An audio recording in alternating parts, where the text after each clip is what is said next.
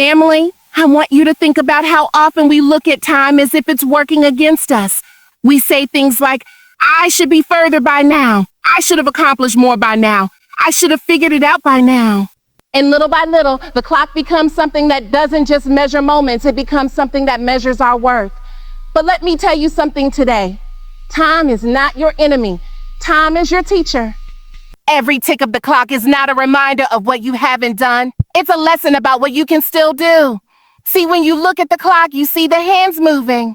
They don't move backwards. They don't stay stuck. They don't ask permission to keep going. They just move.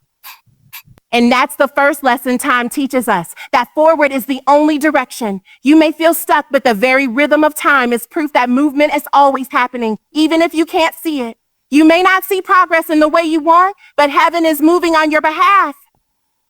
And so God is moving in the background. And if the clock can keep moving without fear, without hesitation, then so can you. I know it can feel heavy when you look at your life and the timeline doesn't match your expectations. Maybe you thought you'd be married by now. Maybe you thought the business would have taken off by now. Maybe you thought you'd be healed from that heartbreak by now. And every time you check the clock or look at a calendar, it feels like life is running away from you. But I came to remind you, baby, time is not running away. It's teaching you to run toward your purpose. What looks like delay is often preparation. What feels like wasted years is often a classroom where God is shaping your strength, your character, your resilience. Time teaches us patience. We live in a world where everything is instant. Instant coffee, instant delivery, instant gratification. But real transformation takes time. You can't rush growth. You can't microwave purpose. Just like you can't plant a seed and expect a harvest overnight, you can't expect destiny to show up without the lessons of the journey. That's what time is doing. It's preparing the soil of your life so that when the harvest comes, you'll be ready to handle it. Demon, think about it this way. If time was your enemy, you wouldn't have survived the things you've already lived through. Time carried you from that heartbreak into healing. Time carried you from the mistake into the lesson. Time carried you from the breakdown into the breakthrough. Time is not stealing from you. It's teaching you that you're stronger than you thought, wiser than you believed, and more resilient than you imagined. And here's the thing, when you shift your perspective and stop treating time like it's against you, you begin to see that every season has something sacred in it. Maybe this is your season of building. Maybe it's your season of resting. Maybe it's your season of learning. And instead of looking at the clock saying, when will it be my turn? You can start saying, oh God, what are you showing me in this moment? Because the moment you start asking that question, you stop counting time and you start cultivating purpose. The enemy wants you to believe you're late, but God says you're right on schedule. The enemy wants you to believe that time disqualified you, but God says time prepared you. The enemy wants you to think it's over, but the clock says it's still ticking. And if there's still breath in your body, there's still destiny ahead of you. So the next time you feel anxious about where you are in life, I dare you to shift the narrative. Don't watch the clock with frustration. Watch it with faith. Let the movement of those hands remind you that forward is the only option. Let the rhythm remind you that life keeps going, and so can you.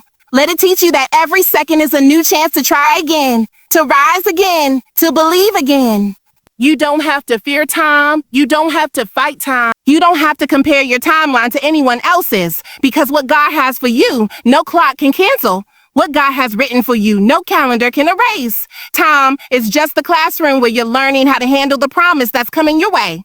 So keep your head up. Stop counting the days as losses and start counting the lessons as treasures. Time is not your enemy, it's your teacher. And as long as you're willing to learn, as long as you're willing to keep moving, as long as you're willing to keep believing, time will not defeat you. It will develop you. It will develop you. And when the moment comes where purpose and preparation collide, you'll look back and thank God for the very time you once resented. You'll realize that time wasn't holding you back. It was holding you together. Time wasn't punishing you. It was positioning you. It was positioning. And when that realization hits, you'll know in your soul that the clock was never against you. It was always for you. Because just like the clock, you kept going. Sometimes we let the ticking of the clock convince us that it's too late. Too late to dream again. Too late to try again. Too late to believe again. We set deadlines in our hearts. Deadlines for when we thought marriage should happen, when the business should have launched, when the healing should have come, when the breakthrough should have shown up. And when the deadline passes, we start to feel like purpose has expired. But hear me clearly, purpose doesn't have an expiration date. Purpose outlives deadlines. God's calling on your life is not limited by the schedule you set for yourself. It's not limited by the timeline people place on you.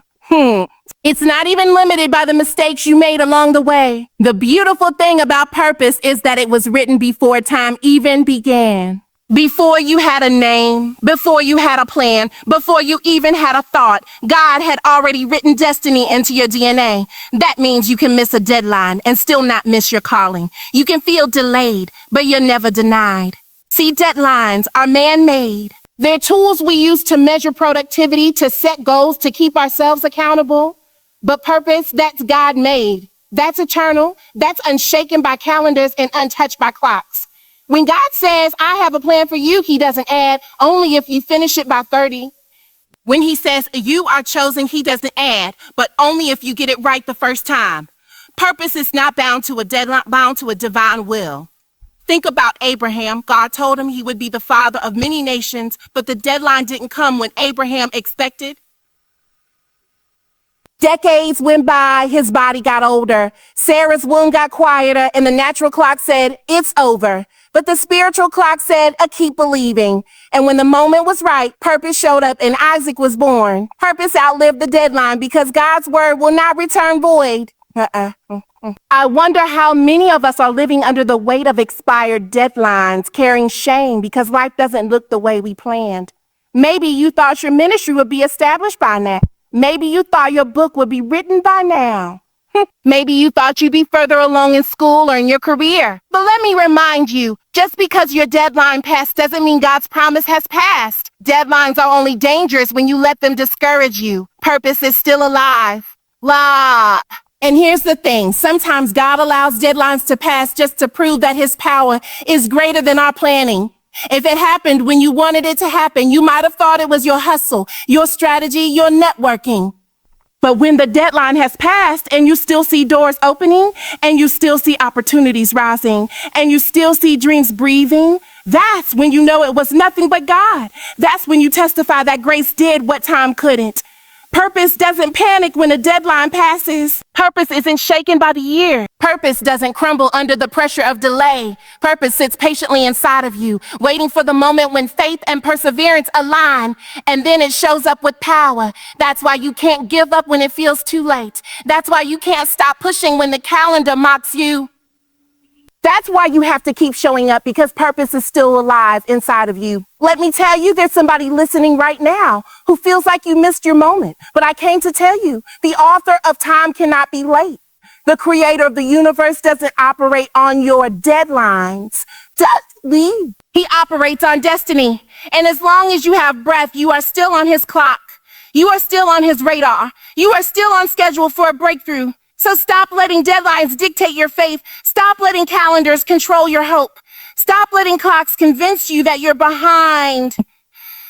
Purpose doesn't die when time passes. Purpose doesn't quit when the year ends. Purpose outlives deadlines, and that means so do you. I dare you to dream again. I dare you to write the vision again. I dare you to believe again. Don't bury your purpose because your deadline passed. Resurrected with faith, resurrected with prayer, resurrected with persistence. Because when you refuse to give up, you give God the space to do what only he can do. Make the impossible possible, even after time has told you it's too late. Family, the clock may be ticking, but purpose is eternal. Deadlines may come and go, but destiny remains. Purpose will wait for you. Purpose will chase you. Purpose will outlive every timeline you thought you missed. So keep pressing, keep believing, and remember, God's plan is never late, and his purpose for your life is still alive. It's still alive. We live in a world that celebrates speed, faster cars, faster internet, faster promotions, faster results. Everybody wants it quick. Everybody wants it now. And if it takes too long, we start to question whether it's even worth it. But let me remind you today, speed might get you noticed, but consistency will make you unshakable. Speed might put you in the room, but consistency will keep you there. Consistency beats speed every single time. See, the enemy doesn't just want to trip you up by slowing you down. Sometimes he wants to deceive you into believing that fast success is the same thing as lasting success. But when something comes too fast, without roots, it can collapse just as quickly as it came. That's why the Bible says, do not despise small beginnings, because God is not building your life for speed. He's building it for strength, and strength comes through consistency. Think about a seed. When you plant it, it doesn't sprout overnight. It doesn't break through the soil in a matter of minutes. It stays hidden, it stays buried, it stays silent, while consistency does its work. The water comes again and again. The sunlight shines again and again. Day after day, little by little, that seed begins to push, begins to grow, begins to rise. That's the power of consistency. It may look invisible in the beginning, but eventually it becomes undeniable. Some of us are frustrated because we want the breakthrough to happen fast. We want the healing to come quick. We want the business to grow overnight. But God says, I'm not rushing you. I'm rooting you. He's teaching you that it's not about how fast you get there. It's about how deeply you can stand when the storms come. Because life is going to test you. Pressure is going to push against you. And if all you have is speed without consistency, you'll collapse under the weight. But if you've been consistent, if you've prayed when no one was listening, if you've worked when no one was watching, if you've believed when no one was clapping, you will still be standing when the dust settles. And let's be honest, consistency doesn't feel glamorous. It doesn't always look like progress. It looks like showing up for the gym when you'd rather stay in bed. It looks like praying on the days you feel dry. It looks like writing that chapter even when you don't feel inspired. It looks like forgiving again even when your heart still hurts. Consistency feels small, but over time, it builds something big. Speed might impress people, but consistency transforms you. Speed focuses on the outcome, but consistency shapes your character. And that's why God values consistency more than speed, because he's not just interested in what you accomplish, he's invested in who you become. Look at Jesus. He walked this earth for 33 years, but he didn't rush into ministry. He didn't show up at 12 years old declaring miracles on every corner. He grew in wisdom and stature. He learned obedience. He stayed consistent in his relationship with the Father. And when the time came for him to step into his calling, he wasn't just fast. He was faithful, and that faithfulness shook the world. So don't despise the slow seasons. Don't resent the process that feels drawn out. You are not being delayed. You are being developed. You are being developed. And every day you choose consistency. You are building a life that speed can't give you. You are building endurance. You are building faith. You are building strength. And here's the truth. Consistency is hard when you measure yourself against someone else's speed. If you look around, you'll always find somebody who seems to be moving faster. Somebody who got there before you. Somebody who reached a milestone quicker than you. But comparison will rob you of your progress. You don't need to match their speed. You need to honor your consistency, because your journey is not their journey and your purpose is not their purpose. So baby, keep showing up. Keep sowing seeds. Keep doing the little things with big faith, because consistency doesn't just beat speed, it outlasts it. Speed fades, but consistency sustains. And one day, the very people who rushed ahead will look back and see you still standing, still growing, still thriving. Not because you were the fastest, but because you were faithful. Consistency is proof that you believe in what God said about you, even when you can't see it yet. Consistency says, I don't have to rush because I trust God's timing. Consistency says, I may not be there yet, but I'm on my way. Consistency says, I will not give up just because it's hard. I will keep going because I know it's worth it. So stop worshiping speed and stop valuing consistency. Stop chasing quick wins and start building lasting roots. Because at the end of the day, it's not the fast who finish strong. It's the faithful. And if you can be consistent in the dark, God will make sure you shine in the light. Family, one of the hardest things for us to handle in life is delay. We pray, we plan, we prepare, and when it doesn't happen on our timeline, we start to question everything. Did God forget me? Did I mess it up? Is it even going to happen at all? And the enemy loves to use delay to whisper lies into your spirit, telling you that because it didn't happen yet, it will never happen. But I came to remind you today, delay is not denial. See, God is not a man that he should lie. If he said it, he meant it. If he promised it, he will perform it. But what we forget is that his timing is different than ours. His ways are higher than our ways. And sometimes he allows a delay not to punish us, but to prepare us. Because the blessing isn't canceled, it's being cultivated. Think about it. When you order something online, you don't get upset when the delivery takes time. You don't sit by the door panicking because it's not in your hands the same day. You trust the process. You know the package is on its way, even if you don't see it yet. That's the same with God. It's the same with God. Just because you can't see it doesn't mean he isn't sending it. The delay is not a denial. It's just in transit. Some of us have been carrying disappointment because we thought the delay meant God changed his mind. But the truth is, he's not changing his mind. He's changing us. He's building patience. He's building faith. He's building capacity. Because the blessing you're asking for requires a stronger, wiser, more grounded version of you. And if he gave it to you too soon, it might crush you instead of covering you. Look at Joseph. God gave him a dream that he would lead nations, but instead of heading straight to the palace, he was delayed in a pit, delayed in slavery, delayed in prison, and delayed in prison. Years went by, and I'm sure he wondered, oh Lord, did you forget the dream? But what Joseph learned was that the pit wasn't denial, it was preparation. The prison wasn't denial, it was training. And when the moment came, the delay positioned him exactly where he needed to be. And that's what I need you to hear. The delay is often the very thing that sets you up for destiny. If it happened when you wanted, you wouldn't have the strength to carry it. If it happened on your timeline, you wouldn't have the wisdom to manage it. But because of the delay, you'll step into it with power, with humility, with gratitude. Delay doesn't mean a never. Delay means a not yet. And a not yet still a promise. A not yet still means it's coming.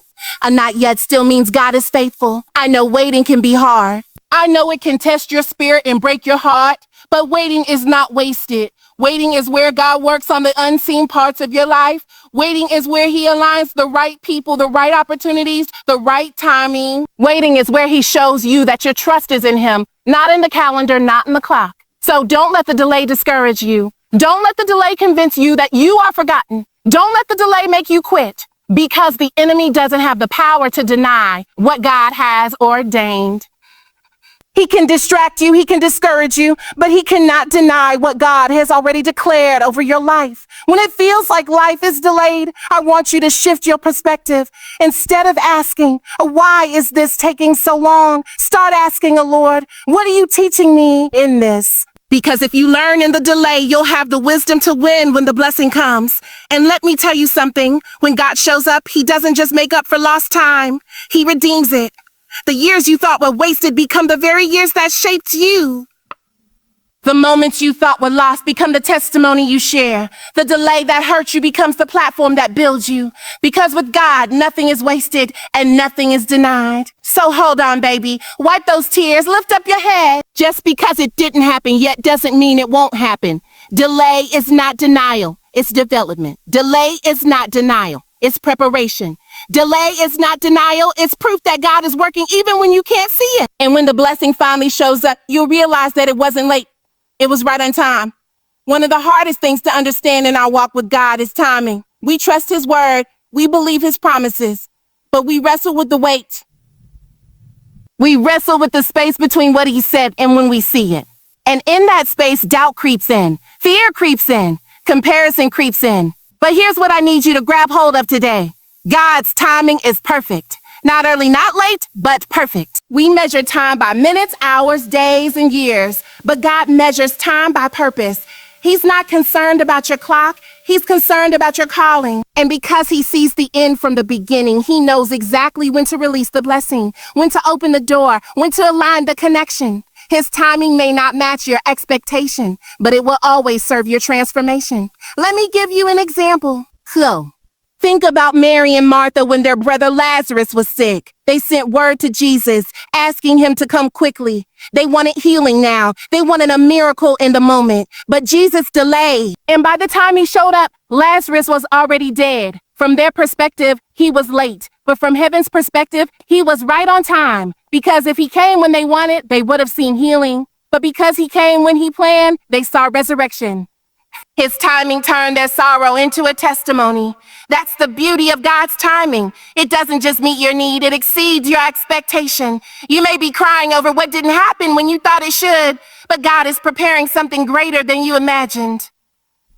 You wanted it in seed form, but he's preparing to give it to you in harvest. You wanted restoration, but he's planning resurrection. And here's the thing, if God gave you everything when you asked for it, you'd never grow in faith. You'd never learn to trust him beyond what you see. You never learned that his ways are higher. So he makes you wait, not because he's cruel, not because he's careless, but because he's cultivating something in you that only waiting can produce. Patience, trust, endurance. The kind of faith that says, even if it doesn't happen on my timeline, I still believe God is faithful. Sometimes the delay exposes what we're depending on. Are we trusting the clock? Or are we trusting Christ? Are we holding on to our plan? Or are we surrendered to his plan? To his plan. Because when you truly believe God's timing is perfect, you stop panicking when things don't happen on schedule. You stop comparing your journey to someone else's. You stop feeling behind because you know you're right where you're supposed to be in his plan. Think about Jesus again.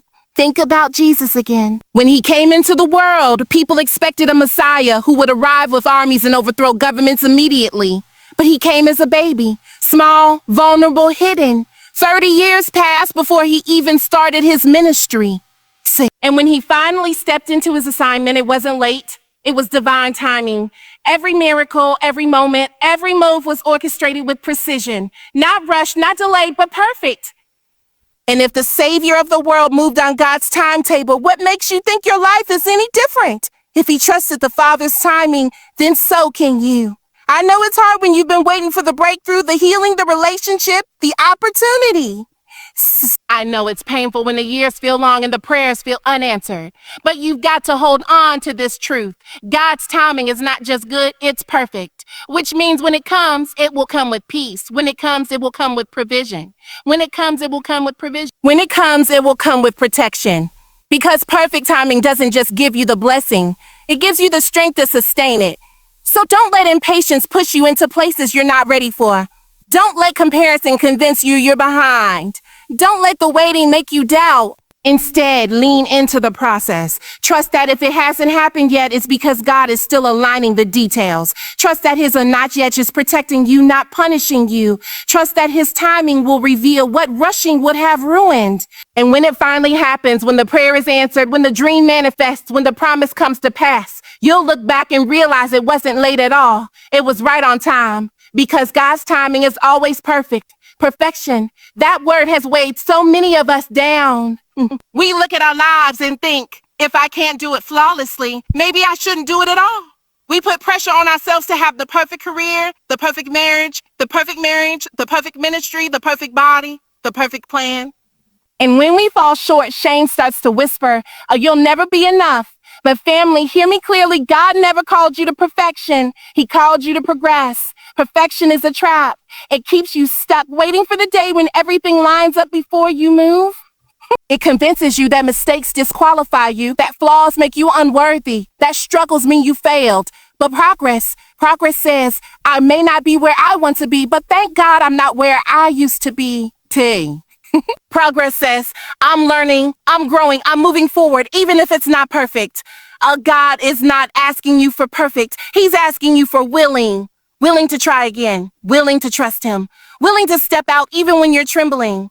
Because he knows perfection isn't where transformation happens. Progress is. It's in the small steps, the daily decisions, the little victories that nobody else sees. That's where growth is birthed. Think about Peter walking on water. Was it perfect? No, he stepped out of the boat and for a moment he walked, but then he doubted and began to sink. If we look at that moment with the lens of perfection, we call it a failure. But with the lens of progress, it was miraculous. Because while the others stayed stuck in the boat, Peter was the only one who learned what it felt like to walk by faith. Progress. Some of us are waiting to feel perfect before we step into our calling. We're waiting until the fear is gone, until the plan is polished, until the skill is flawless. Has led to the skill is flawless. But progress doesn't wait for perfection. Progress says, I do it afraid, do it messy, do it learning, because God can bless progress, but he can't bless procrastination dressed up as perfectionism. And let me be real with you, perfection is pride in disguise. It says, I can't let anyone see me weak. I can't let anyone see me fall. I can't show up unless I have it all together. But progress is humility. It says, I'm not perfect, but I'm pressing. I'm not flawless, but I'm faithful. I don't have it all figured out, but I'm showing up anyway. And that's what moves heaven, faithful progress, not flawless performance. Think about your own life.